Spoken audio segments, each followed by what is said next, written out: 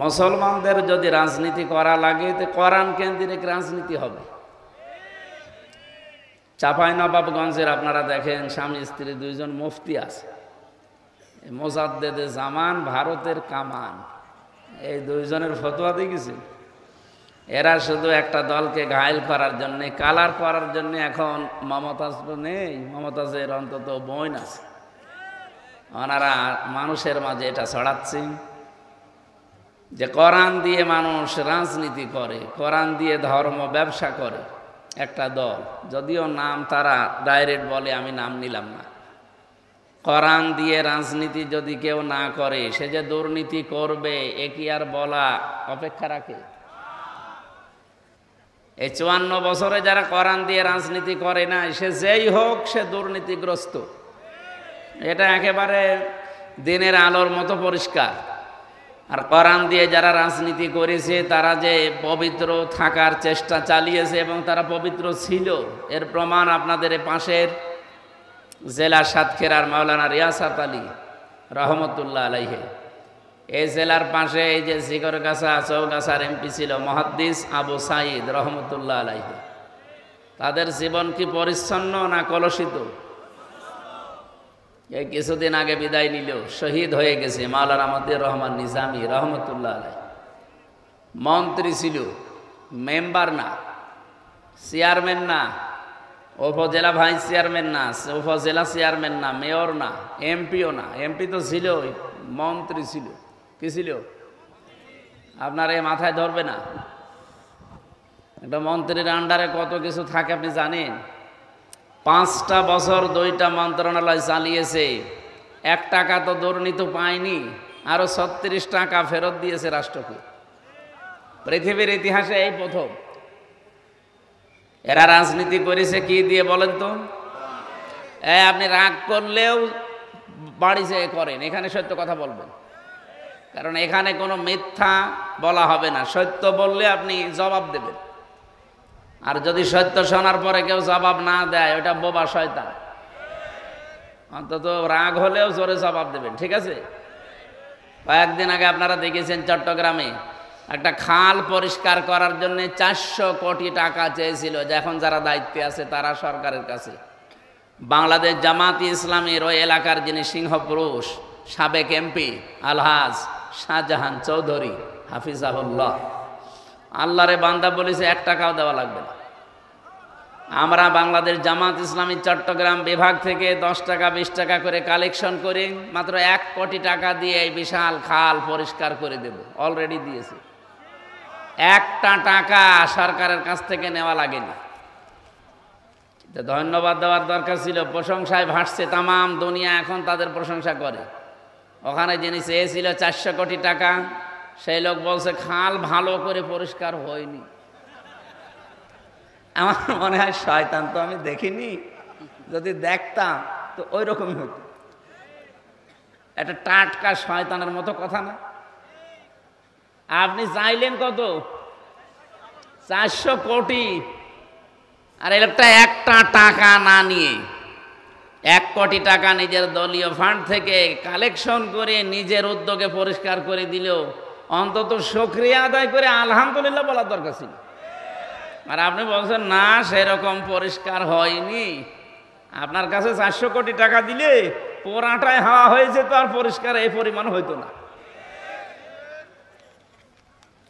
এই জন্য আমার মূল কথা হচ্ছে, বিশ্বনবী নিজে এত বড় চরিত্রের অধিকারী, তিনি 23 বছর কোরআন ছাড়া চেষ্টা চালিয়েছেন, রাজনীতি করেছেন, এর আগে কিচ্ছু হয়নি। কিন্তু কোরআনে কারিম দিয়ে যখন আরম্ভ করেছে, এমন এমন মানুষ তৈরি হয়েছে, কিয়ামত পর্যন্ত ওই রকম মানুষ আর মনে হয় হবে না।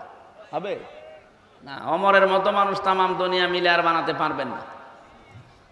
তিনি রাষ্ট্রপ্রধান হওয়ার পরও প্রতিদিন 5টা করে ভালো কাজ করতেন। 5টা ভালো কাজ মানে প্রতি রাত্রে তিনি 5 বার করে সুবহানাল্লাহ পড়তেন, আর 2 রাকাত করে নামাজ পড়তেন, আর 1 খতম করে কোরআন শরীফ পড়ে দিলেই হয়ে গেল নাকি? আমরা তো ভালো কাজ এইগুলোই মনে করি না, এটা ভালো কাজ শুধু না। ভালো কাজ হযরত ওমর যেটা করতেন, প্রতিদিন অন্তত 5টা পরিবারের খবর এলাকার ভেতরে তিনি নিতেন। যে রাতেই একেবারে তার পুরা জীবন পড়ে আমি দেখেছি, যে রাতে একেবারেই কিছু হয়নি অন্তত 3টা ভালো কাজ তিনি করেছেন। সে কি কাজ? রাতের বেলা যে দেখলেন যে এক বাড়ি থেকে একটা লোক বের হয় আবার প্রবেশ করে, উনি যে হাত চেপে ধরলেন, ডাক দিয়ে বললেন, আল্লাহর বান্দা, বারবার এর বাড়ি থেকে বের হন আবার প্রবেশ করেন, কি আপনি কি? লোকটা বলছে, আমি তো বাড়ির মালিক। মালিক তো বারবার বের হন কেন? লোকটা বলছে, পথিক আপনি কে? আপনাকে তো চিনি না। আমার স্ত্রীর সন্তান সম্ভবা এমন একটা বিপদে আমি আছি, এরকম বিপদে জীবনে আমি পড়ি নাই, আর আমি এ বিষয়ে একেবারে অনভিজ্ঞ, কিচ্ছু জানি না যে ডেলিভারি কি করে করাতে হয়। স্ত্রী ব্যথার যন্ত্রণায় ছটফট করছে, বাধ্য হয়ে বারবার বাইরে আসি আবার ভেতরে যায়। হযরত ওমর সঙ্গে সঙ্গে বাড়িতে গেলেন, স্ত্রীকে ডাক দিয়ে বললেন, আব্দুল্লাহর মা, আল্লাহ জান্নাত বিক্রি করছে, যদি কিনতে চাও আমার সাথে দৌড়াও। উনি আমার মতো হামজা না, সাধারণ মানুষ না, দেশের প্রেসিডেন্ট, 12.5 লক্ষ বর্গ মাইল এলাকার প্রেসিডেন্ট। এ বিশাল এলাকার দায়িত্বে থাকার পরে স্ত্রীকে বলছে, আল্লাহ জান্নাত বিক্রি করছে, যদি কিনতে চাও আমার সাথে দৌড়াও। বলেন তো, একটা বাংলাদেশের কোনো মেম্বারও এই কাজ তার বউ দিয়ে করাবে? আপনি পেয়েছেন আজ পর্যন্ত? স্ত্রীকে বললেন, যদি সত্যি আমার সাথে দৌড়াতে চাও, কিছু তেল, আটা, তরকারি একটা বস্তার ভেতরে নাও, কিছু তেনা নাও, ন্যাকড়া নাও, কাপড় নাও, এগুলো কাজে লাগবে। স্ত্রী বলে, জান্নাত কিনতে যাবেন, তেল নেব কেন, কাজে লাগবে। নিয়ে গেলেন। ওই রাতে ওই লোকটার বাড়ির ভেতরে প্রবেশ করালেন স্ত্রীকে। বাইরে দাঁড়িয়ে আছে, কিছুক্ষণ পরে আওয়াজ এলো, খলিফাতুল মুসলিমের, আপনার বন্ধুকে সুসংবাদ দেন, তার একটা পুত্র সন্তান হয়েছে, ছেলেটাও ভালো আছে, মাও ভালো আছে। হযরত ওমর সঙ্গে সঙ্গে পড়লেন, আলহামদুলিল্লাহ। পাশে যে লোক বাড়িওয়ালা, ও তো বলছে ইন্না লিল্লাহ। হযরত ওমর বলেন, আপনি ইন্না লিল্লাহ পড়েন, আপনার তো আরো খুশি হয়ে আলহামদুলিল্লাহ পড়ার কথা।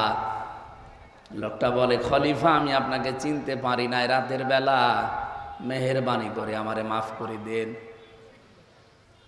বাড়ি থেকে কিছু টাকা নিয়ে এসে লোকটাকে খলিফার হাতে দিয়ে বলে, এই টাকাগুলো ওই যে রাতের বেলা যে নার্স নিয়ে এসেছিলেন, যে মহিলা নিয়ে এসেছিলেন, সেবিকা, ওই মহিলাকে দিয়ে দেবেন।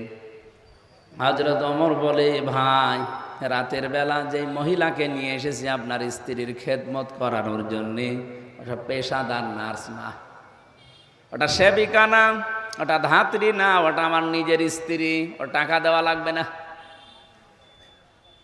এই যে বললাম না, যে রাতে একেবারে ভালো কাজ করতেন না, তাও 3টা করতেন, তার ভেতরে এটা একটা। এটার নাম কি? ভালো কাজ। এইরকম ভালো কাজ বাংলাদেশে আছে? আমরা ভালো কাজ, এই যে চলে গেল একটা বিশাল রজনী, এখনো চলছে। এই 10, 11, 12 জিলহজ, কত গুরুত্বপূর্ণ রাত চলে গেল।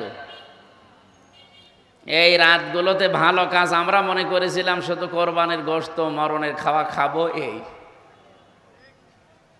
ভালো কাজ আমরা বুঝি নাই। হযরত ওমরের মতো মানুষ তৈরি করেছিলেন এই কোরআনে কারিমের রাজনীতি দিয়ে। এই জন্য এই শব্দটা আগামী থেকে আর লিখবেন না। আর কেউ যদি বাধা দেয় যে রাজনৈতিক এই শব্দ কোরআনের সাথে মেলে না, ওরে আমার কাছে নিয়ে যাবেন কুষ্টিয়া, ও কোরআন পড়তে পারে কিনা ওরে আমি জিজ্ঞাসা করব। আমি এখানে তেলাওয়াতে 2 কিরাত পড়েছিলাম, 7 কিরাতে কোরআন শরীফ পড়া যায়। আমার 7টার উপরে আয়ত্ত আছে। আমার বিশ্ববিদ্যালয়ের সাবজেক্টই ছিল কোরআন, তার ভেতরে আমি 2টা কিরাত এখানে পড়েছিলাম। আপনারা আলেম ছাড়া হয়তো যারা মনে করছেন ইব্রাহিম না বলে ইব্রাহাম বললো, মানে এটা আর একটা কিরাত আছে। আমরা যদি কিরাতের ক্লাস নেই, ওইদিকে আমরা যাব ইনশাআল্লাহ। আমরা বোঝাতে চাচ্ছিলাম, আগামী থেকে কোরআনে কারিম দিয়ে রাজনৈতিক কথা বলবেন না, এটা রাজনৈতিক মঞ্চ নয়। এই কথা যদি কেউ বলে, আমার সামনে যেন বলবেন না ভাই, কারণ আপনি যে বিষয়ে জানেন না, ওই বিষয়ে আপনার কথা বলা ঠিক না। আমার জীবনই কাটছে কোরআনের ওপরে। আমি সেই ছোটবেলা থেকে এর সাথে লেগে আছি। আমি কারিয়ানা শেষ করেছি কোরআনের ওপরে নাকি হাদিসের ওপরে? হাদিসের ওপর কারিয়ানা হয়? কিসের ওপরে? এরপরে হাফেজি পড়েছিলাম এই কোরআনটা মুখস্থ করি। আমি কামেল করেছি কোরআনের ওপরে, অনার্স মাস্টার্স আমার কোরআনের ওপরে। তো আমার এখনো এমফিল চলছে কোরআনের ওপরে, পিএইচডিও আমার কোরআনের ওপরে। তো বলেন তো, আপনার কাছ থেকে যদি এখন জিজ্ঞাসা করে করে শুনে শুনে করা লাগে, কোরআনের কথা বলা লাগে যে এটা রাজনৈতিক কথা, এটা অরাজনৈতিক কথা, তা আমার গলায় দড়ি দিয়ে মরিয়ে যাওয়ার দরকার না? কোন আলেম যদি এরকম, এই যে সেলিম জাহাঙ্গীর ভাই, এরপরে আরো যারা আলেম আছে আজকে যিনি কথা বলছিলেন, এনারা যদি বলে না এটা রাজনীতি, তখন অন্তত পরামর্শে বসা যায়। আপনার পেটে বোম মারলে আপনি ইব্রাহিম হবে না ইব্রাহাম হবে আপনি তাও বলতে পারেন না, আর আপনার কাছে জিজ্ঞাসা করে কথা বলা লাগবে? আগামী থেকে আলেমদের এভাবে আর বাধা দেবেন না। যুব কল্যাণ সংঘের উদ্যোগে মহাবিশ্বের মহাবিশ্ব এটা তাফসিরুল কোরআন মাহফিল আপনারা দিয়েছেন। যদিও এই সময় এখন তাফসির মাহফিলের সময় আমাদের এই দেশে না। আমাদের দেশে ওই অক্টোবর, নভেম্বর, ডিসেম্বর, জানুয়ারি, ফেব্রুয়ারি এই মাসগুলোতেই বেশি হয় শীতের সময়। বাকি সময়গুলো কখন বৃষ্টি কাদা লেগে যায় বলা যায় না। এগুলো বাইরের দেশগুলোতে আমার এখন আলোচনার বেশিরভাগ শিডিউল নেওয়া বাইরের দেশে, ওগুলোতে ওই ফাঁকা ময়দানে দেয় না, ওগুলো দেয় সব অডিটোরিয়ামে। এই জন্য বৃষ্টি ঝড় কাদা হলে ওদের কোনো সমস্যা নেই। তারপরও সাহস করে এলাকার মানুষ যখন অন্তত দিয়েছে, আর পরিবেশটাও আজকে অলরেডি এখনো পর্যন্ত ভালো আছে নাকি?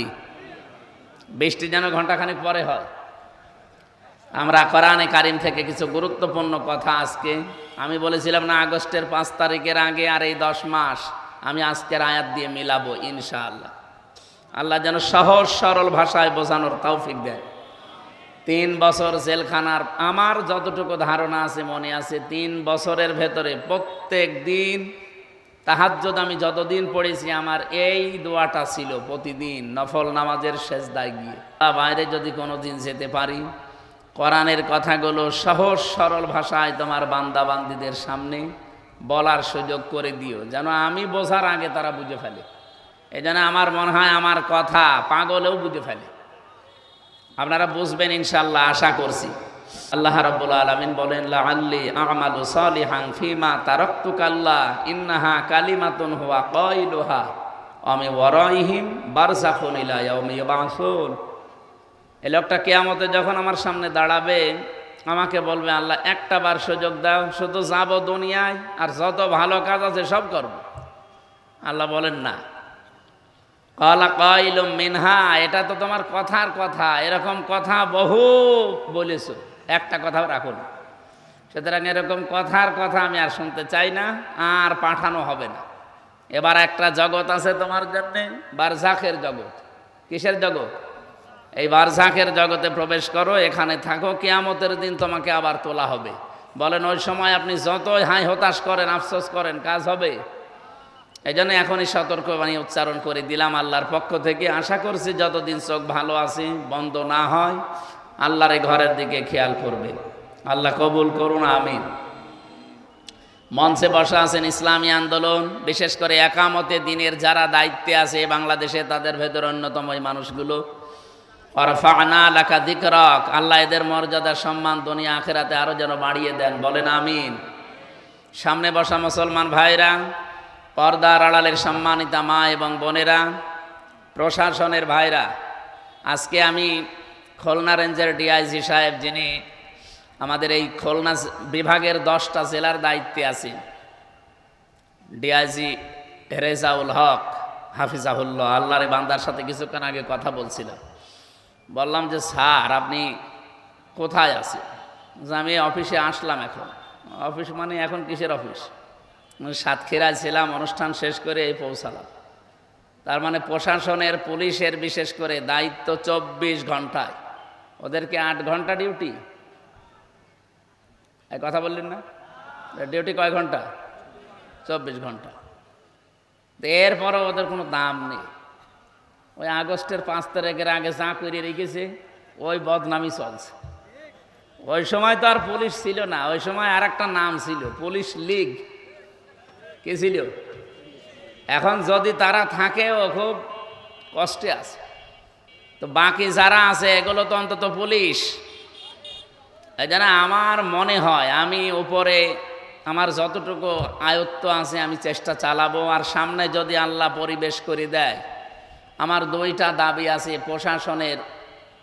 এক নম্বরে ওদের বিভাগটা আলাদা করি, ওরা শুধু আইজির কথা মতো চলবে, কোনো নেতা খেতা নেত্রী এদের কথা মতো চলবে না। এ দেশ কন্ট্রোল করার জন্য আর কাউকে লাগবে না, শুধু পুলিশের ওই পোশাকই যথেষ্ট। দুই নম্বরে ওনাদের 8 ঘন্টা করে ডিউটি। আমাদের এই দেশে যারাই চাকরি করে কয় ঘন্টা বলেন বলেন? সরকারি বেসরকারি যত অফিস আদালতে চাকরি করেন 8 ঘন্টার বেশি ডিউটি নেই। 8 ঘন্টার পরে যদি আপনি ডিউটি করেন 2-4 ঘন্টা 5 ঘন্টা, ওটা ওভার টাইম, ওর আলাদা বেতন দেওয়া লাগে না লাগে না? তো পুলিশ 8 ঘন্টা ডিউটি করে ও বউ বাচ্চা নিয়ে বাড়িতে থাকবে, বাকি এই সময় এই যে এখানে এসে বসে আছে প্রায় 20-21 জন, ওরকে এখন ডিউটি, এখন কেমন কারণ বসে থাকবে?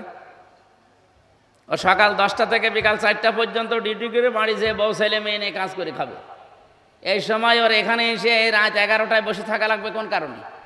এই আলাদা যে এই 5-7 ঘন্টা এখন যে ওভার টাইম করছে, এর জন্য কি বেতন বাড়া আছে?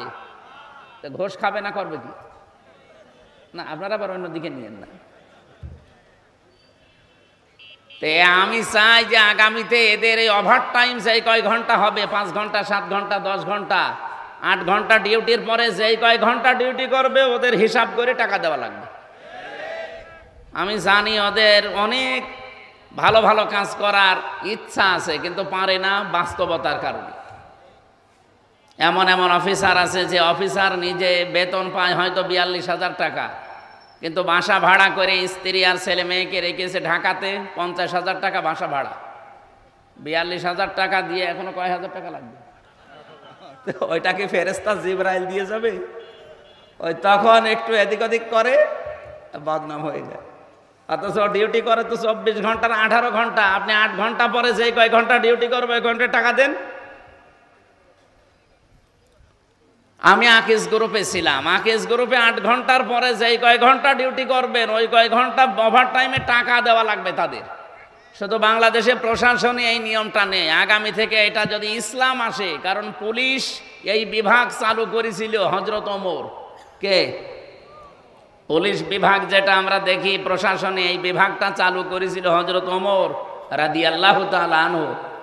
তারা আজ অবহেলিত এবং মানুষের কাছে গালি নাচি ঝাঁটা খেতে খেতে জীবন শেষ হয়ে গেল।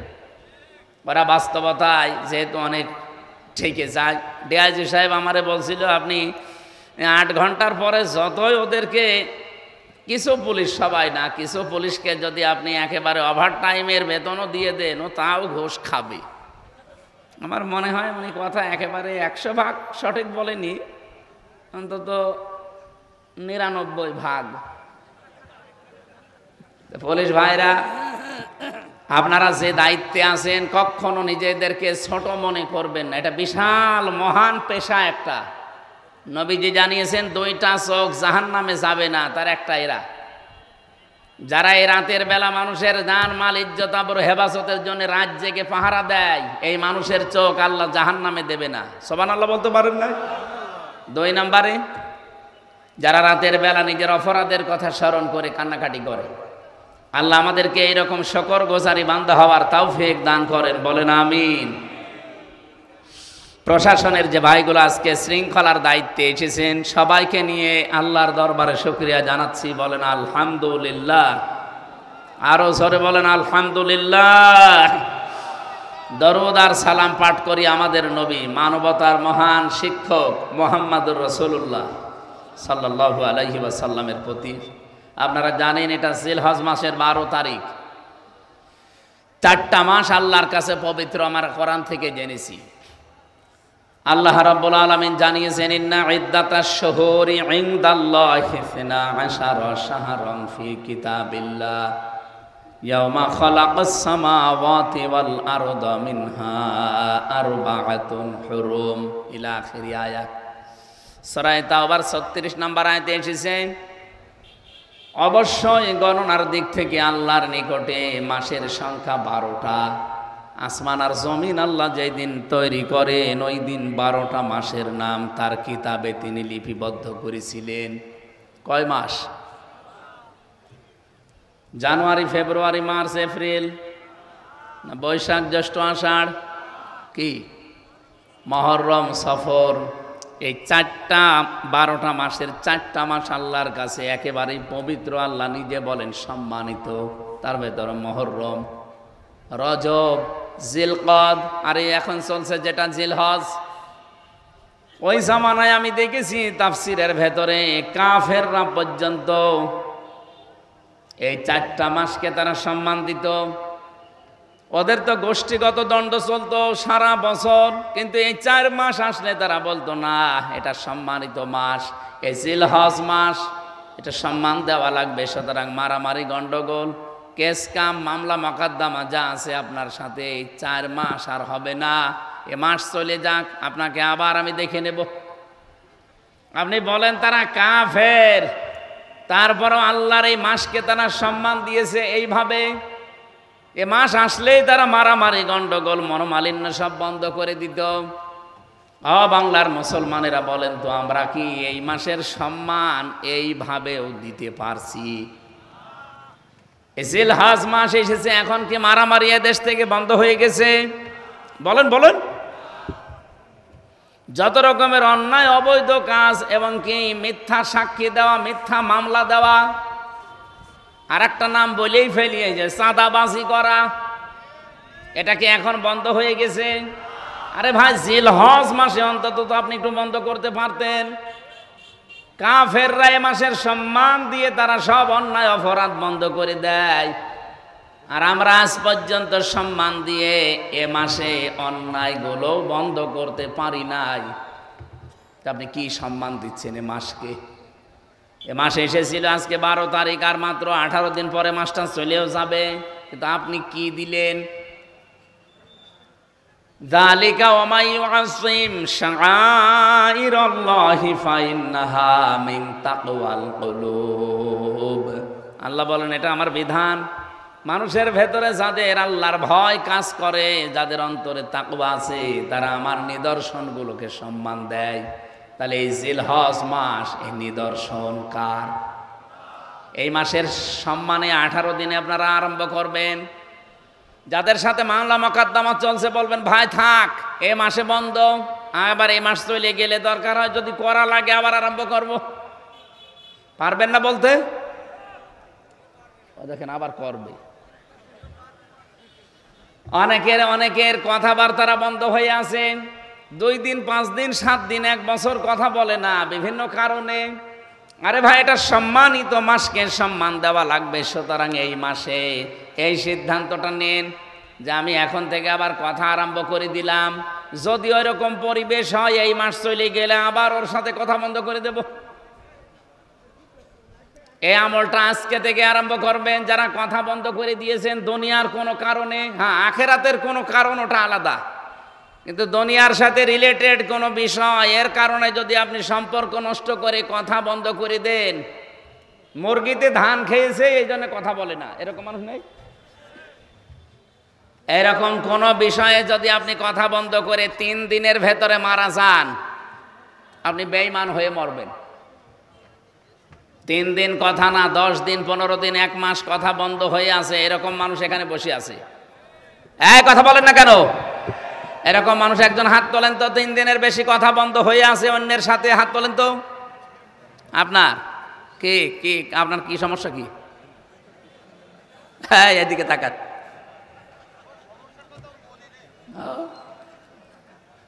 এখানে আসবেন না, ঘন্টাখানেক সময় দেন।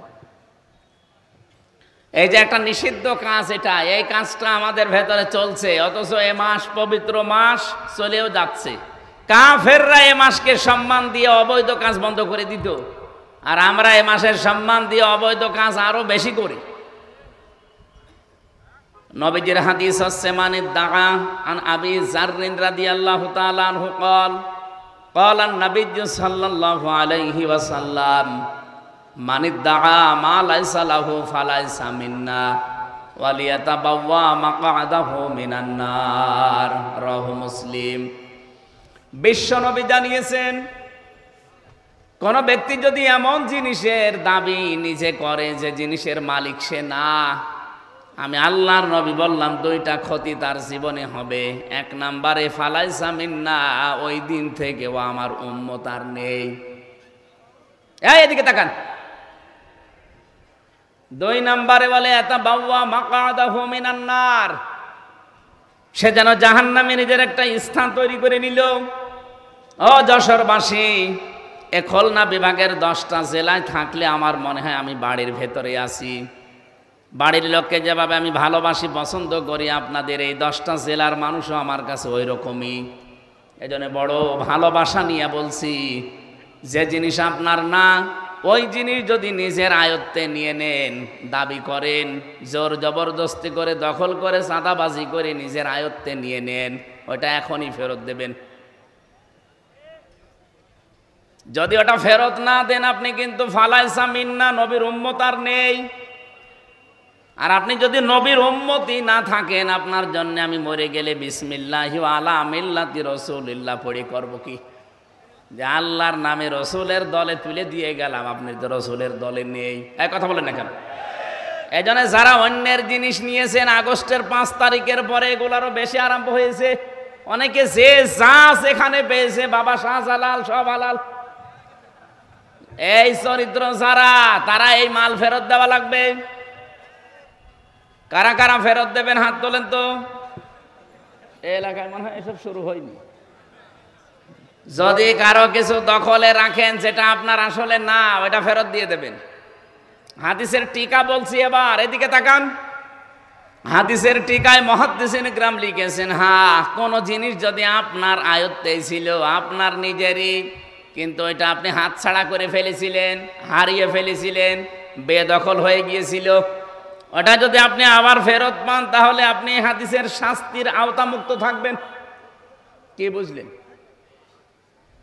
মনে করেন আমার একটা দোকান ছিল, এটা আমারই, 15 বছরে হাত ছাড়া হয়ে গিয়েছিল, দখল হয়ে গিয়েছিল, অন্য জোর করে কেড়ে নিয়েছিল। এখন আমি ওইটা আবার ফেরত পেয়েছি, তাহলে আমার জিনিস আমি ফেরত পেলাম, আমার অসুবিধা নেই। কি কথা বলছেন? তাহলে ফালাইসা মিন্না আমার জন্য না, আমি নবীর উম্মত থাকবো না, না, এটা আমার জন্য না, কারণ আমার জিনিস আমি পেয়েছি। কিন্তু যেটা আমার না, ওইটা যদি আমি জবরদস্তি করে দখল করে নেই, তাহলে আমি কিন্তু আর নবীর উম্মত নেই। এক কথা বলেন। বাংলাদেশে ইসলামী ব্যাংক নিয়ে কিছু মানুষ ফতোয়াবাজি করে, এমনকি অনেকে ফতোয়া দিয়েছে যে ইসলামী ব্যাংকও ছিনতাই হয়ে গেছে। আপনি এরকম ডাহা মিথ্যা কথা বলেন কি করি? ইসলামী ব্যাংকে আপনার বাবার, যাদের ব্যাংক তারা ফেরত পেয়েছে। এক কথা বলেন না কেন? যাদের ব্যাংক তারা ফেরত পেয়েছে, তাদের মাথার ঘাম পায়ে ফেলে বানানো ব্যাংকটা। আপনার কয় টাকা আছে ওখানে? আপনার বাবা টাকা দিয়েছে। যাদের টাকার ব্যাংক তারা ফেরত পেয়েছে, আপনার সমস্যা কি? আরো আমার মনে হয় এই 15.5 বছরে যেভাবে দখল করেছিল, ডবল টাকা দেওয়া দরকার। এই 15.5 বছরে যাদের জীবন থেকে সময়গুলো কেড়ে নিয়েছে, যারা কেড়ে নিয়েছে, যেহেতু রাষ্ট্রের দায়িত্বে থেকে এগুলো কেড়ে নেওয়া হয়েছে, রাষ্ট্রের উচিত তাদের এই সময়গুলো ফেরত দেওয়া। সময় ফেরত না দিতে পারলে তাদের জরিমানা দেওয়া। যেমন এই যে জনাব এটিএম আজহারুল ইসলাম বিনা কারণে 13 বছর জেল খাটলো। এক কথা বলেন। হাইকোর্ট থেকে, সুপ্রিম কোর্ট থেকে তাকে বিনা একেবারে নির্দোষ প্রমাণ করেছে যে ওনার কোনো দোষ নেই। এই 13 বছরে ওনার তদন্ত করে দেখলাম যে কোনো দোষ পাওয়া যায়নি। বেকসুর খালাস মানে কি? কথা বলেন না কেন? বেকসুর খালাস মানে ওনার কোনো দোষ আমরা এই 13 বছর অনুসন্ধান করে পেলাম না। এই যে আমার 3 বছর রেখেছিল, আমারও বেকসুর খালাস দিয়েছে। আদালত প্রমাণ করছে যে আমির হামজার কোনো দোষ আমরা পাইনি। 3 বছর আমরা আটক করে রেখেছিলাম যে কোনো দোষ আছে কিনা, না একটা দোষও পেলাম না, এই জন্য বেকসুর খালাস দিলাম। তাহলে আমি 3টা বছর যে লস হয়ে গেল, এই বছরগুলো ঘুরিয়ে দেন। এই কথা বলছেন না কেন ভাই? আমার এই বছরগুলো ঘুরিয়ে দেন। আপনি তো প্রমাণ করলেন যে আমার কোনো দোষ নেই, আপনাকে একেবারে খালাস করে দিলেন। তাহলে আমার 3 বছর ফেরত না দিতে পারলে আমার 3 বছরে যত ক্ষতি হয়েছে ওই ক্ষতিপূরণ দেওয়া লাগবে। এই জন্যই তো আমরা চাই আজহারুল ইসলামের ক্ষতিপূরণ। কারণ ওনাকে বিনা কারণে আপনি এই 13 বছরে রেখে কিছুই প্রমাণ করতে পারেননি। শেষ পর্যন্ত বললেন উনি বেকসুর খালাস। আমার একটা কথা যদি মিথ্যা হয়, বানানো হয়, অন্য কোনো উদ্দেশ্যে হয় বলেন, আমি আপনাকে এখনই পোড়াটা শেষ করে দেব। যেহেতু রাষ্ট্রে যারা দায়িত্বে ছিল তারা এই অত্যাচারটা করেছে, এই জুলুমটা করেছে, এখন যারা রাষ্ট্রের দায়িত্বে আছে তাদের উচিত হবে ওনার ক্ষতিপূরণ দেওয়া। ক্ষতিপূরণ কি দেবেন? কেউ উনি তো স্ত্রী হারিয়েছে জেলখানায় থাকতে, জানাজাও পড়তে পারেনি, এনার স্ত্রীটা ফেরত দেন। এমনকি 13 বছরে উনি জীবন থেকে যা যা হারিয়েছে সবগুলো রাষ্ট্রের উচিত ফেরত দেওয়া।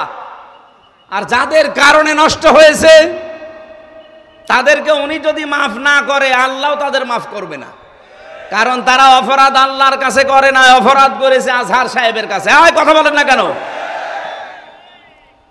আমার 3টা বছর আপনি কেড়ে নিয়েছেন, এখন যদি বলেন আল্লাহ কাবা শরীফ ধরে মাফ চাই, আমারে মাফ করে দেন, আপনাকে মাফ করবে মানে? আপনি কি আল্লাহর কাছে দোষ করেছেন? দোষ করেছেন হামজার কাছে, আগে আমার কাছে মাফ চান। আমি যদি মন থেকে বলি ঠিক আছে যান, যা হয়েছে হয়েছে, মাফ করে দিলাম।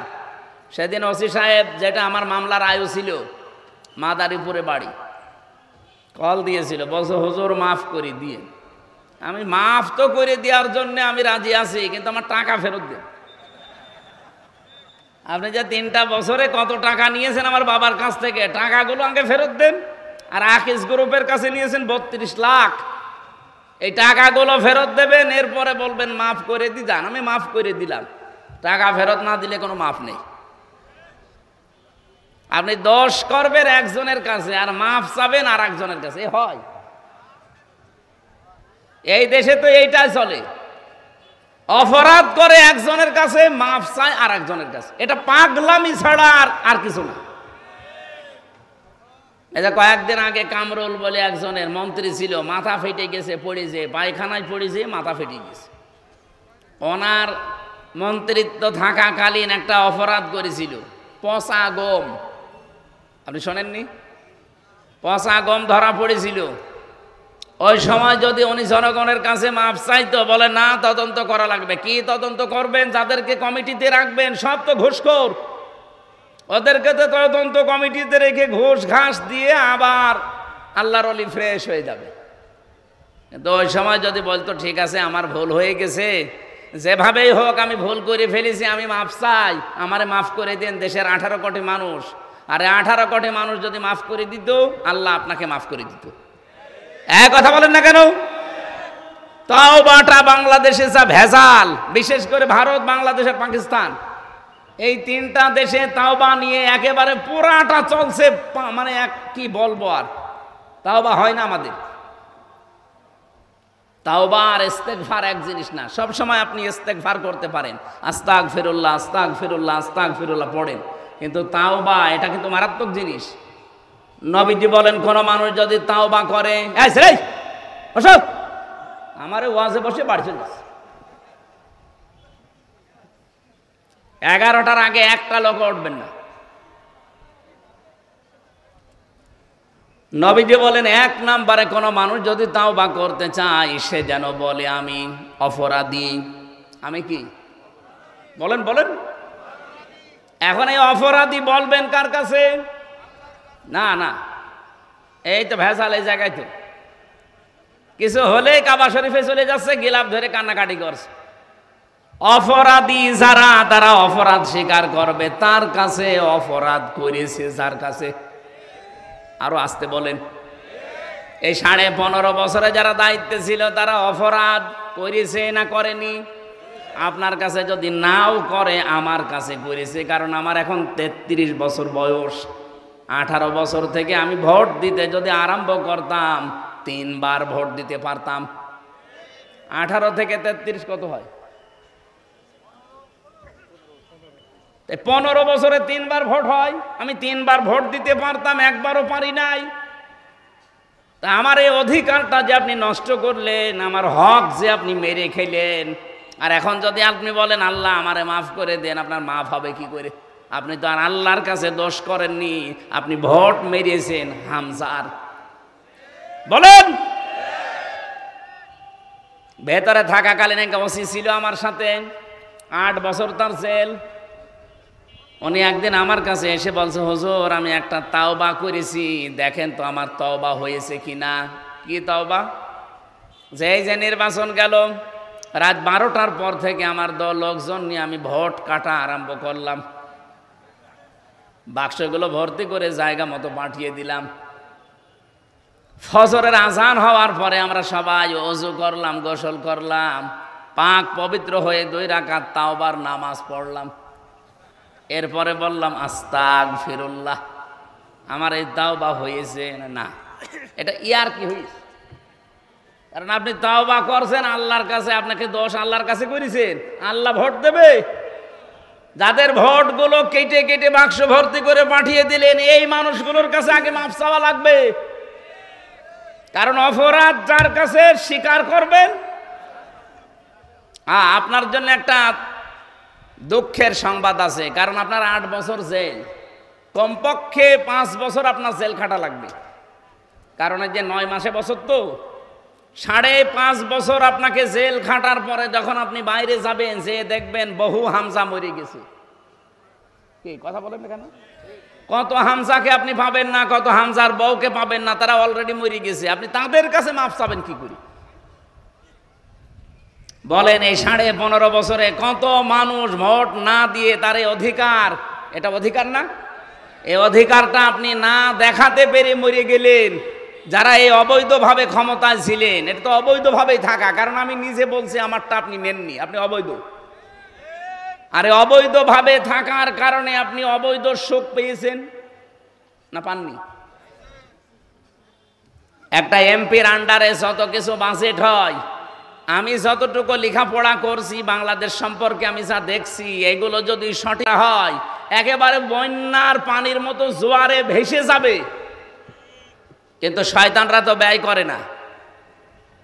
25-26টা হাত বদল হতে হতে যদি 3 কোটি টাকা বাজেট হয়, 300 টাকার কাজ হয়, বাকিগুলো সব আল্লাহর ওলিরা খেয়ে ফেলে। কয়েকদিন আগে আমি মালয়েশিয়া ছিলাম।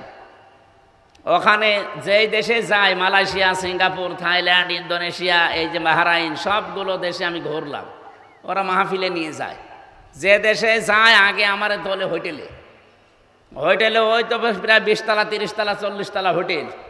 লিফট দিয়ে নিচে নেমে আসি, মেহমানখানা সেখানে ওই যে নিচে বসে আছে, ওখানে যে একটু চা নাস্তা করবো, দেখি আল্লাহর ওলি বসে আছে। কি আপনি এখানে কেন? হুজুর আমি আগেই পালিয়েছি। কবে? 3 তারিখে। আমি জানতাম যে দেশের অবস্থা ভালো না, এই জন্য আগেই পালিয়েছি। পালিয়ে থাকেন কোথায়? এই যে 8 মাস 9 মাস হয়ে গেল, কোথায় থাকেন? এই হোটেলে। আপনি যেন কাউকে বলবেন না। আজ 8-9 মাস আছি, খুব কষ্ট করে, বাইরে যেতে পারি না। আপনি বাইরে যেতে পারেন না কেন? আপনার তো 620টা বাড়ি শুনেছি। কত? 620টা বাড়ি তার। একজন মন্ত্রী ছিল, চট্টগ্রামে বাড়ি, থাকতে পারে না। ওই দেশেও তার বাড়ি আছে, সাহেব পাড়া বানিয়েছে, কিন্তু তালা লাগানো। আমাকে যে নিয়ে গিয়েছিল বলছে, দেখেন হুজুর সাহেব পাড়া, এটা সব তালা লাগানো, থাকে না, সব হোটেলে থাকে। আমি বললাম যে আপনি যান না কেন বাড়িতে? বলে বাড়ি যেয়ে মার খাবো। বাংলাদেশের 20 লাখ বাঙালি এখানে কাজ করে, যদি আমারে দেখে পিটিয়ে ভর্তা বানিয়ে ফেলবে।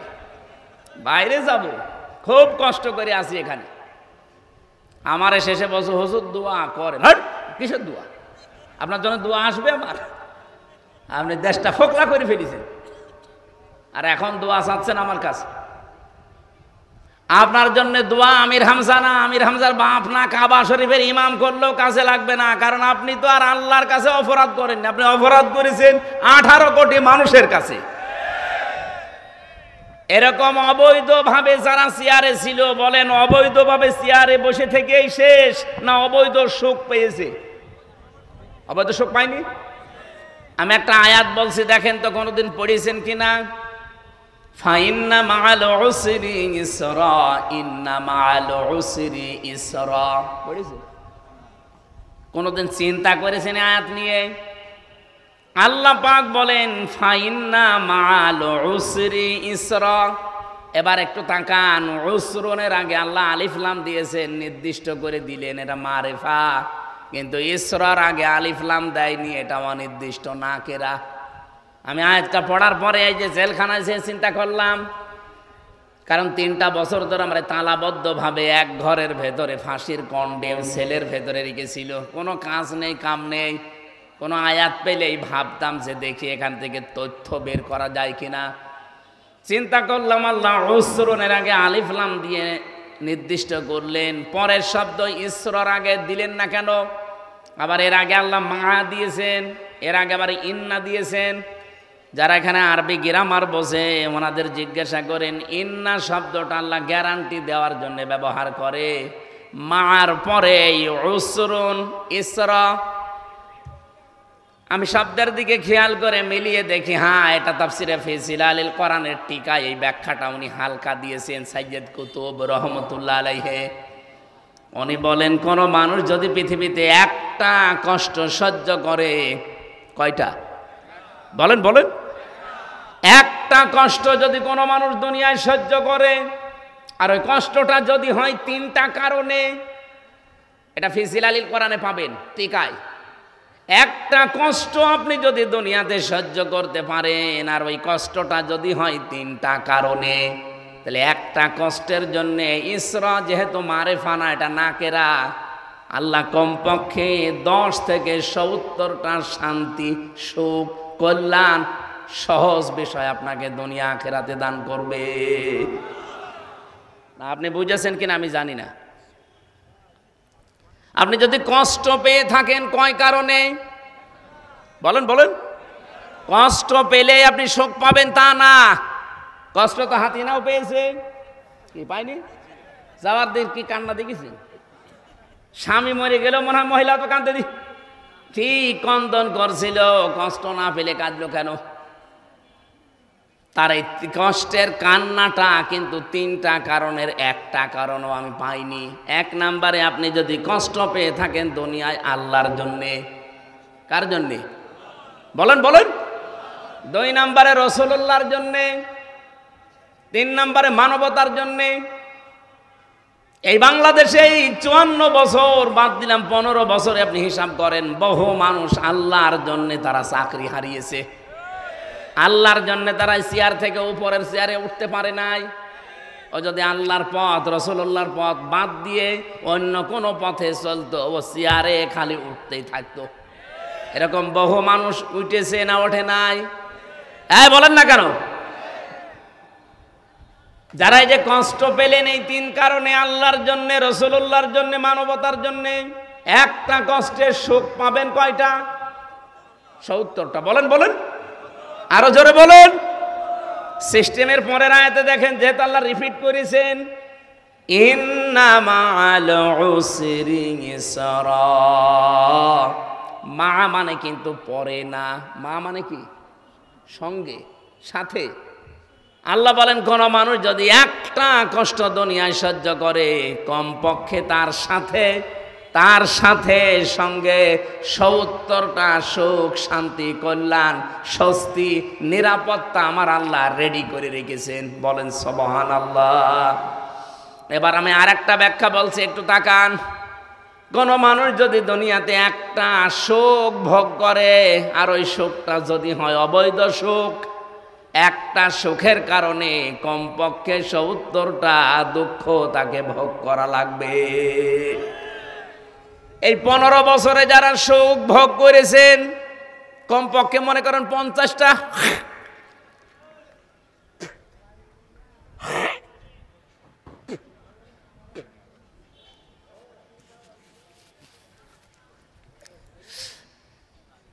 যারা অবৈধ সুখ ভোগ করেছিলেন এই 15 বছরে, আপনি হিসাব করে বলেন 50টা সুখ আপনি ভোগ করেছেন। সুখ বোঝেন? সুখ বোঝেন না? এই সুখগুলো যারা ভোগ করলেন 50টা, এক একটা সুখে যদি 70টা করে অশান্তি আপনি ভোগ করতে, আল্লাহ তো আপনাকে দেবেই, কারণ মা আছে। আপনি হিসাব করে বলেন তো 50টা সুখে দুঃখ হবে কয়টা? 3,500। কিসের 350? 3,500। হ্যাঁ, শূন্যটা কম হয়ে গেছে।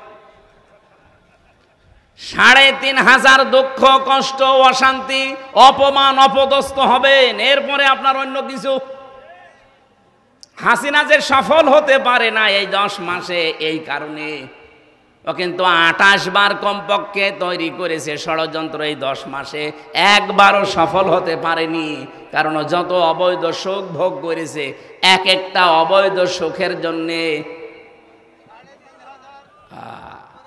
অন্তত 50টাও যদি সুখ পায়, 50টা না 50,000 পেয়েছে, কি মসে থাকতো। মাওলানা মামুনুল হক আর আমির হামজা এই দুইজনের লাল দাগ দিয়েছিল যে এদের যেন জামিন না হয়। বলেন সুবহানাল্লাহ। 3টা বছর মামলাটা 28 বার তুলেছে, সিএমএম কোর্ট, জজ কোর্ট, হাইকোর্ট মিলে 28 বার না। অথচ এই মামলা আগস্টের 5 তারিখের পরে শুধু তুলতে দেরি, মামলা জামিন না পুরা খারিজ করে দিয়েছে। আমি খাস কামরায় গিয়েছিলাম জজের, যে বললাম, মাননীয় জজ সাহেব, আপনি 3 বছর তো আপনার কাছে মামলা ছিল, তখন তো আপনি কিছু বললেন না, আর আজকে বলছেন যে এই মামলায় তো কোনো মাল ম্যাটারেস নেই, কি দিয়ে বিচার করব, যা খারিজ করে দিলাম। আগে কি মাল ছিল এই 3 বছর? না হুজুর। না হুজুর মানে তখন জামিন দিলে তো আমার 3 বছর জেলে থাকা লাগে না। হুজুর কিছু করার নেই, আমার হাত বাঁধা ছিল। কি ছিল? 1628 জন মানুষ বাংলাদেশে দায়িত্বে আছে, এখনো আছে।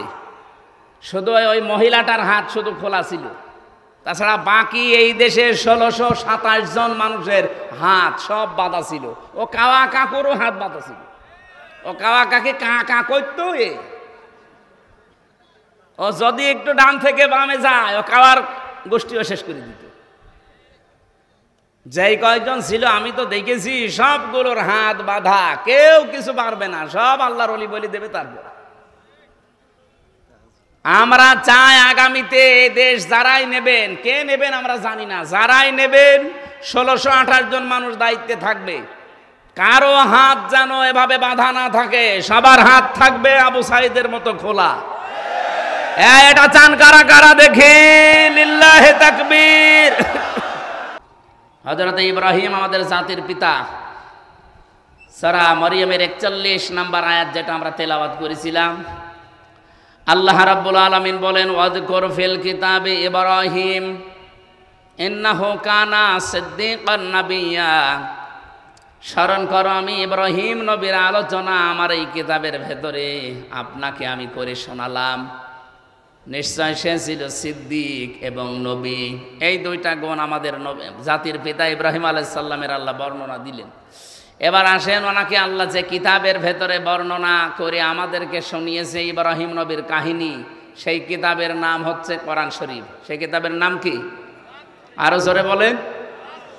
যে কোরআনে কারিম থেকে আমরা কথা শোনার জন্য অলরেডি বসে আছি। আজকে যে আয়াত পড়েছিলাম সূরা ইব্রাহিমের 6 নম্বর আয়াত, রব্বুল আলামিন জানিয়েছেন, কিতাবুন আনজালনাহু ইলাইকা লিতুখরিজান নাসা মিনাজ যুলুমাতি ইলান নূর। হে নবী, এই কিতাব আমি আপনার প্রতি এই জন্য নাজিল করলাম, এই কিতাব দিয়ে আপনি মানুষদেরকে অন্ধকার থেকে আলোর দিকে নিয়ে আসবেন। তাফসিরে মুফাসসিরিন ইকরাম ব্যাখ্যা করেছেন, এখানে জুলুমাত বহু বচন দিয়ে আল্লাহ বুঝিয়েছেন, দুনিয়ায় যত শিরিক, বেদাত, কুফর এবং মানুষের তৈরি করা আইন কানুন আছে, সব আল্লাহর ভাষায় অন্ধকার। আপনারা জ্ঞানী মানুষ, বিচক্ষণ মানুষ, বুদ্ধিমান মানুষ, একটু বুদ্ধি কাজে লাগান, মাথাটা ঠান্ডা করে কাজে লাগান। দুনিয়ায় যত শিরিক আছে, বেদাত আছে, কুফর আছে, এগুলো আল্লাহর ভাষায় সব অন্ধকার। বিশেষ করে মানুষের তৈরি করা আইন আর কানুন, এগুলো সব অন্ধকার। এখান থেকে চলে যাবে, এখান থেকে মানুষদেরকে বের করে তিনি আলোর দিকে নিয়ে এসেছিলেন। এখানে আলো বলতে যে বিষয়টা আমরা তাফসিরে পেয়েছি, তার নাম ইসলাম। জোরে বলেন সুবহানাল্লাহ। সুতরাং আমরা এই একই কাজ এখন করছি। আল্লাহর কসম, আমরা এই দেশে যারা একামতে দিনের দায়িত্ব মন থেকে পালন করি, আর এই কাজে যারা জড়িত আছি, তারাও মানুষদেরকে অন্ধকার থেকে বের করে আলোর দিকে, ইসলামের দিকে আমরা আনতে চাই। আপনি যাই মনে করেন না কেন, যদি মনে করেন না এটা ওদের দুনিয়ার কাজ, এটা রাজনীতি, এটা ধর্ম ব্যবসা, যা মনে করেন আমার অসুবিধা নেই। আমি কোরআন থেকে যেটা পেয়েছি, মানুষের তৈরি করা আইন কানুন এগুলো সব অন্ধকার। শিরিক এটা অন্ধকার, বেদাত এটা অন্ধকার, কুফরি এটা অন্ধকার, জুলুম এটা অন্ধকার। এখান থেকে মানুষদেরকে বের করে আমরা আলোর দিকে, ইসলামের দিকে নিয়ে আসতে চাই, শান্তির ধর্ম যেটা। অমাইয়াবতাগি গায়রাল ইসলামি দীনান ফালাই ইউকবালা মিন ওয়া ফিল আখিরাতি মিনাল খাসিরিন। আল্লাহ পাক বলেন, পৃথিবীতে কোনো মানুষ যদি ইসলাম বাদ দিয়ে অন্য কোনো ধর্ম, অন্য কোনো নিয়ম নীতি, অন্য কোনো দিন তালাশ করে, সে জীবনেও আল্লাহকে খুশি করতে পারবে না। এমনকি তার জীবনের কোনো ইবাদত বন্দেগী কবুল হচ্ছে না, হবে না। বলেন নাউজুবিল্লাহ। আশা করছি এই কথাটা আপনি অন্তরে গেঁথে বাড়ি নিয়ে যাবেন। ইসলাম বাদ দিয়ে কোনো নিয়ম নীতি মেনে আল্লাহ পর্যন্ত যাওয়া সম্ভব না, সে যে নিয়ম নীতি হোক। আল্লাহ পাক বলেন, আমার এই কিতাবের ভেতরে ইব্রাহিম নবীর কাহিনী তোমাদেরকে শোনালাম। এক নম্বরে তিনি সিদ্দিক ছিলেন। সিদ্দিক কাকে বলে? আমরা বাংলাদেশে অনেকেই মনে করি সিদ্দিক মানে যে সত্য কথা বলে সে সিদ্দিক। না, শুধু সত্য কথা বললেই মানুষ সিদ্দিক হয় না। শুধু সত্যবাদীদের সাথে থাকলেই সিদ্দিক হওয়া যায় না। সিদ্দিক হচ্ছে সত্যকে সত্য জানার পর যারা দ্বিধাহীন চিত্তে সব কিছুকে পেছনে ফেলে যারা মেনে নিতে পারে, এরাই আল্লাহর কাছে সিদ্দিক। আর সত্যকে সত্য জানার পরে অনেকে দুনিয়ার ফেরে বেপড়ে মানতে চায় না। সত্যকে সত্য জানার পরে অনেকে বিভিন্ন প্রভাব প্রতিপত্তি, বিভিন্ন কারণে তারা সত্যকে গ্রহণ করতে চান না। আপনার বিবেকে কি বলে আসলে সত্য কোনটা আপনি কিন্তু বুঝে ফেলেছেন, আপনি জানেনও। এরপরও বিভিন্ন পিছুটানের কারণে যারা মানতে চান না, গ্রহণ করতে চান না, আপনি যতই সত্য কথা বলেন সিদ্দিক হতে পারবেন না।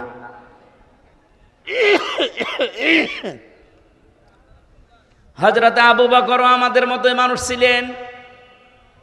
নবীজির মেরাজের ঘটনাকে যিনি যখন বিশ্বাস করে নিলেন দ্বিধাহীন চিত্তে, প্রশ্ন ছাড়া, বিশ্বনবী ওই দিন বলেছিলেন, আবু বকর, মেরাজের কাহিনী বলতে গিয়ে আল্লাহ নিজে পর্যন্ত আশ্চর্য হয়ে গেছে, আর তুমি কোনো প্রশ্ন ছাড়া এত বড় বিশাল কাহিনী বিশ্বাস করে নিলে। আজকে থেকে তোমারে আমি খালি হাতে ফেরত দিতে পারি না। তোমার নামে আজকে আমি নবী একটা লকব লাগিয়ে দিলাম। তুমি শুধু আবু বকর না, এখন থেকে তুমি আবু বকর সিদ্দিক। বাংলার মুসলমানেরা, বিশেষ করে যশোরবাসী, ভালো করে শুনবেন এটা। শুধু সত্য কথা বলেই কিয়ামতের দিন যে চারটা কাতার আল্লাহ বানাবে, মিনান নাবিয়িনা ওয়াস-সিদ্দিকিনা ওয়াশ-শুহাদা ওয়াস-সালিহিন, এই চার কাতারের প্রথম কাতারে তো যেতে পারবেন না, নবীরা থাকবে। 2 নম্বরে সিদ্দিকরা, যারা সত্যকে সত্য জানার পরে দুনিয়ার সব পেছনে ফেলে যারা গ্রহণ করে নেয়, এরা কিয়ামতের দিন সিদ্দিক মানে আবু বকরের সাথে উঠবে। আর সেই সুযোগ এখন বাংলাদেশে যাচ্ছে। সত্যকে সত্য আপনি জানেন, বোঝেন, আপনি সত্যি বলেন তো সত্য কোনটা আপনি জেনে ফেলেছেন, বুঝে ফেলেছেন, এরপরও আপনি মানতে চান না কেন? জাতির পিতা ইব্রাহিমকে আল্লাহ এমনি সিদ্দিক দেয়নি, তিনি সত্যকে অনুসন্ধান করেছিলেন। আমাদের মতো মুসলমানের ঘরে তার জন্ম হয়নি, তার জন্ম হয়েছিল মুশরিকের ঘরে। তার বাবা মূর্তি বানাতো, এজন্য নামই ছিল আজর। তিনি আকাশের তারকা দেখলেন, বললেন এটা আমার রব হবে। চন্দ্র দেখলেন, বললেন রব হবে। সূর্য দেখলেন, বললেন রব হবে। যখন সব ডুবে গেল, বলেন না, যেগুলো জিনিস ডুবে যায়, অস্তমিত হয়ে যায়, যার কোনো অস্তিত্ব নেই, আমি ওটা মানি না। ইন্নী ওয়াজ্জাহাতু ওয়াজহিয়া লিল্লাযী ফাতারাস সামাওয়াতি ওয়াল আরদা হানিফা ওয়া মা আনা মিনাল মুশরিকিন। হে আমার জাতির লোকেরা, আমি সত্য অনুসন্ধান করছিলাম, আজকে পেয়ে গেছি। আমি আমার এই চেহারাকে, আমার এই মুখকে আমি আল্লাহর দিকে একনিষ্ঠভাবে ঘোরালাম। শুধু ঘোরাইনি হানিফা, একনিষ্ঠভাবে ঘোরালাম। অমান আমিনাল মুশরিকিন, আমি কিন্তু আর মুশরিক না, আমি শিরিক করি নাই, করিও না, আমি মুশরিক না। তিনি সত্য অনুসন্ধান করে খোঁজ করে পেয়ে গ্রহণ করেছিলেন। আর আমরা তার সন্তান দাবি করি। জাতির পিতা ইব্রাহিমকে যারা বিশ্বাস করি, তাদের চোখে আঙ্গুল দিয়ে সত্য দেখানোর পরও মানতে চায় না। আমার কথার অর্থ আমি মনে হয় আপনি বুঝে ফেলেছেন। এরপরও যদি না বোঝার ভান করে থাকেন, এদিকে আসেন, আসেন, কানের নিচে এমন জোরে দুইটা দেব, আপনি সব বুঝে ফেলবেন। এত বাংলায় বলার পরও বলে বুঝি না। ৭৩টা দল কাজ করছে বাংলাদেশে। সত্য দল কোনটা আপনি কিন্তু সব জানেন, সব বোঝেন, এরপরও আপনার পিছু টানের কারণে আপনি মানতে পারেন না। আপনি ঠিক না বললেও এটাই ঠিক। আপনি জানেন না ৭৩টা দল এই দেশে দিন কায়েম যদি হয়, কারা দিন কায়েম করে টিকিয়ে রাখতে পারবে এই ৭৩টা দলের ভেতরে, আপনি জানেন না? কাদের একেবারে ইউনিয়ন পরিষদ থেকে শুরু করে সংসদ, আন্তর্জাতিক জীবন পর্যন্ত চালানোর সব জায়গায় যোগ্যতা সম্পন্ন লোক কাদের হাতে আছে, কাদের কাছে দিলে দেশটা নিরাপদ থাকবে, বিক্রি হবে না, সব আপনি দেখেছেন, জানেন, আপনি বুঝতেছেন, কিন্তু পেছনের টানের কারণে আপনি মানতে পারেন না। আপনি সত্যকে সত্য জানার পরও মানতে পারেন না। কিয়ামতের দিন আবু বকরের সাথে এই কাতারে উঠতে পারবেন না। ইব্রাহিম নবীকে আল্লাহ প্রথম গুণ দিয়েছেন, তিনি সিদ্দিক ছিলেন। সত্যকে সত্য জানার পর আর বাবা মার দিকে তাকান নাই, গোষ্ঠীর দিকে তাকান নাই, বংশের দিকে তাকান নাই, জাতির দিকে তাকান নাই, বলেছেন হানিফা, সব দিক থেকে মুখ ফেরালাম, আমি একনিষ্ঠভাবে আল্লাহর দিকে ঘুরলাম। আর সেই সময় এসেছে বাংলাদেশে ইব্রাহিমের সন্তান যারা দাবি করেন, সত্যকে সত্য জানার পরে গ্রহণ করতে গেলে অনেক কিছু আপনার ছাড়া লাগতে পারে। আপনার বংশের লোক বেজার হতে পারে, দলের লোক হয়তো বেজার হতে পারে, এই কথা বলেন না কেন? কিন্তু সব কিছু ছেড়ে ইব্রাহিম নবীর মতো হানিফা প্রতিদিন এই দোয়াটা জায়নামাজে বসে বসে পড়ে। ইন্নী ওয়াজ্জাহাতু, কি জায়নামাজের দোয়া? এটা আল্লাহু আকবার বলার পরে এটা বলার নিয়ম। আর আমরা এই আল্লাহু আকবার বলার আগে ইন্নী ওয়াজ্জাহাতু ওয়াজহিয়া লিল্লাযী পড়ে নিয়ে তারপরে নাওয়াইতু আন উসাল্লি আল্লাহু আকবার। কেন? এটার নিয়ম হচ্ছে আল্লাহু আকবার বলবেন, এরপরে আপনি দাঁড়িয়ে বলবেন ইন্নী ওয়াজ্জাহাতু ওয়াজহিয়া লিল্লাযী, আমি সব দিক থেকে মুখ ঘোরালাম, আসমান আর জমিন যিনি উদ্ভাবক, আমি তার দিকে মুখ ঘুরিয়েছি একনিষ্ঠভাবে। আমি জানি আমার এই মুখ ঘোরানোতে অনেকে বেজার হবে, আমার পরিবার হয়তো মানবে না, আমার বংশের লোকরা উল্টাপাল্টা কথা বলবে, এতদিন যেই মতে ছিলাম পথে ছিলাম তারা দেখতে পারবে না, না পারুক। আমার বাবা ইব্রাহিম যেভাবে ঘুরেছে আমিও ঘুরলাম। কিয়ামতের দিন আমি এই সিদ্দিকদের কাতারে উঠতে চাই। উঠতে চান না? এটা কি অত সহজ? যত সহজে বললাম, আমার দ্বারা অত সহজ না, আমার হামজার দ্বারা অত সহজ না, এটা অনেক কঠিন বিষয়। এই জন্য তাওবার যে ব্যাখ্যা করতে আরম্ভ করেছিলাম, খালি আমরা অপরাধ করি একজনের কাছে আর একজনের কাছে স্বীকার করি হবে না। যেখানে অপরাধ করেছেন, যদি বোর কাছে অপরাধ করেন বোর কাছে স্বীকার করেন, যদি স্বামীর কাছে অপরাধ করেন স্বামীর কাছে স্বীকার করেন। 2 নম্বরে কি? অনুশোচনা করা, অনুতপ্ত হওয়া। 3 নম্বরে জীবনে আর এই কাজ আমি করব না এই ভেবে ছেড়ে দিয়ে চলে আসা। এই 3টা যখন মানুষ মানবে এটার নাম তাওবা। আর তাওবা করলে কি হয়? ফাউলাইকা ইউবাদদিলুল্লাহু সাইয়্যাতিহিম হাসানাত। শুধু গোনা মাপ না, পুরা জীবনে যত গোনা ছিল সব আল্লাহ ফাঁকা করে দেয়, ওই ফাঁকা জায়গাটা আল্লাহ নেকি দিয়ে ভরাট করে দেয়। এই তাওবা এমনি এমনি হবে? এখন সেই সুযোগ চলছে, আশা করছে আপনি এই তাওবা করবেন। এতদিন যাই করেছেন, যার কাছে যে অপরাধ করেছেন, যদি সুযোগ থাকে তার কাছে যে স্বীকার করে নেবেন, মাপ চাবেন। 2 নম্বরে মনে মনে অনুশোচনা করবেন, অনুতপ্ত হবেন।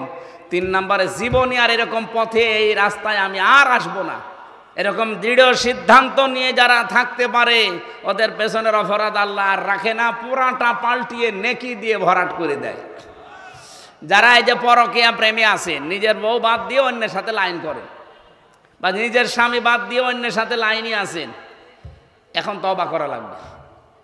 এই মুহূর্তে এরকম অবৈধ নাম্বার যাদের আছে নাম্বারগুলো ডিলিট করে দেন। কারা কারা করবেন হাত তোলেন তো দেখি। এই এলাকায় তো এসব 2 নাম্বার কাজ নেই, আলহামদুলিল্লাহ। যদি কেউ এরকম 2-1 থেকে থাকেন, নাম্বার ডিলিট করে দেন আর অনুশোচনা করেন, অনুতপ্ত হবেন, রাতের বেলা একা একা কাঁদবেন। 3 নাম্বারে বলবেন জীবনে আর এরকম এই নাপাক রাস্তায় আমি আর যাব না। কারা কারা পারবেন এই সিদ্ধান্ত নিতে হাত তোলেন। চালাক আছে তো। এটা তো গাজী অ্যাডভোকেট এনামুল হকের এলাকা না? উনি তো উকিল মানুষ, খুব চালাক।